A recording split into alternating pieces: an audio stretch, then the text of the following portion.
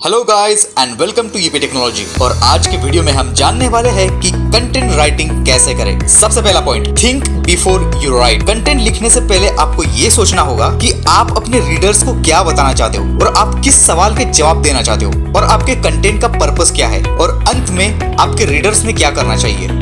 दूसरा, device a structure for your post. एक अच्छा रीडेबल और एसईओ फ्रेंडली पोस्ट बनाने के लिए आपको हर एक पोस्ट के लिए एक क्लियर स्ट्रक्चर बनाना होगा। एक ऐसा कंटेंट जिसमें किसी पर्टिकुलर टॉपिक का इंट्रोडक्शन दे रहे हो, कुछ सेंटेंस में आपको जो बताना है वो एक्सप्लेन कीजिए। अगर आपने पोस्ट की समरी को तैयार कर लिया है तो आपको ये और भी रीडेबल होने में मदद करेगा। अब तीसरा आता है use paragraph and headings. Paragraph का इस्तेमाल सभी लोग करते हैं, लेकिन हर कोई उनका अच्छी तरह से यूज नहीं करता।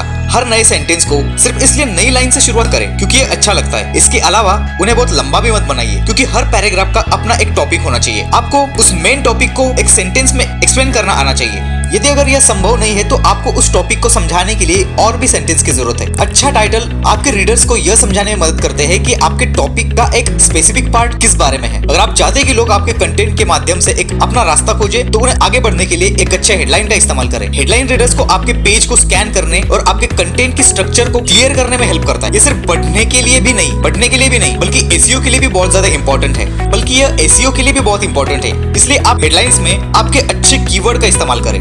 चौथा आता है use transaction word. Transaction word लोगों को आपके कंटेंट को स्कैन करने और वर्ड और पैराग्राफ्स समझने में हेल्प करता है। उदाहरण के लिए मान लीजिए कि लोगों को आपके द्वारा प्रोडक्ट खरीदने के 3 कारण हैं। आपको सजेस्टिव वर्ड का इस्तेमाल करना चाहिए, जैसे कि सबसे पहले, दूसरा और आखिरकार। साथ ही हालांकि, समान, उदाहरण के लिए जैसे शब्द आपके रीडर्स को स्पष्ट इशारा करते हैं। इसलिए आपके आर्टिकल में स्ट्रक्चर जोड़ने के लिए सजेस्टिव शब्द का इस्तेमाल बहुत इंपॉर्टेंट है।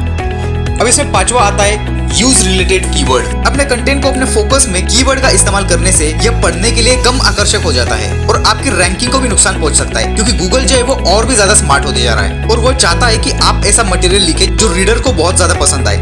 गूगल ये नहीं चाहता कि आप दूसरे सेंटेंस में अपने फोकस का इस्तेमाल करें और आपके कंटेंट के बारे में एनालाइज करने के और भी तरीके हैं। अब सिक्स्थ आता है optimize the length of your article. Check कीजिए कि आपके ब्लॉग पोस्ट में कम से कम 300 वर्ड हो, लेकिन अपने कंटेंट की लंबाई बैलेंस रखें। गूगल को लंबे आर्टिकल पसंद नहीं। हालांकि अगर आपका आर्टिकल बहुत लंबा है तो यह रीडर्स नहीं पढ़ेंगे। लंबे आर्टिकल तभी लिखने चाहिए जब आप जानते हो कि आप एक अच्छे राइटर हो। अगर आप श्योर नहीं है कि ब्लॉग पोस्ट कितनी लंबी होनी चाहिए और यह श्योर करने के लिए आप एक एसईओ फ्रेंडली ब्लॉग के साथ समाप्त होते हैं। अब 7th आता है लिंक टू एग्जिस्टिंग कंटेंट। अगर आपने अपने पोस्ट के सिमिलर टॉपिक पर पहले से ही आर्टिकल लिखा है तो इन पोस्ट से लिंक करना ना भूलें। यह आपके नए ब्लॉग पोस्ट और मौजूदा पोस्ट को और मजबूत बना देगा, क्योंकि आप इस टॉपिक पर अपना हक दिखा रहे हैं। साथ ही गूगल में आपकी रैंकिंग के लिए आपकी लिंक स्ट्रक्चर भी बहुत इंपॉर्टेंट है। और ये ना भूले कि किसी टॉपिक के बारे में दूसरे स्ट्रक्चर से लिंक करना आपके रीडर्स के लिए बहुत अच्छा है, क्योंकि वो इन रिलेटेड पोस्ट को पढ़ने के लिए और भी ज्यादा इंटरेस्ट लेते हैं। इससे उन्हें आपकी साइट को नेविगेट करने में मदद मिलती है।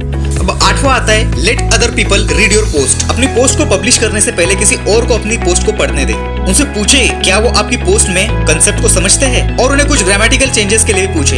यह आपके ऑब्जेक्टिव और अट्रैक्टिवनेस को बढ़ा सकता है। अगर आपकी टीम में कोई ऐसा व्यक्ति है जो उस टॉपिक का एक्सपर्ट है जिस बारे में आप लिख रहे हो, तो मेक श्योर कीजिए कि आप अपनी पोस्ट को उनसे पहले चलाएं। इस तरह वो जांच कर सकता है कि क्या आप अपनी जरूरत की हर चीज को कवर कर रहे हैं और अपनी पोस्ट को और बेहतरीन बनाने के लिए सुझाव दे सकते हैं।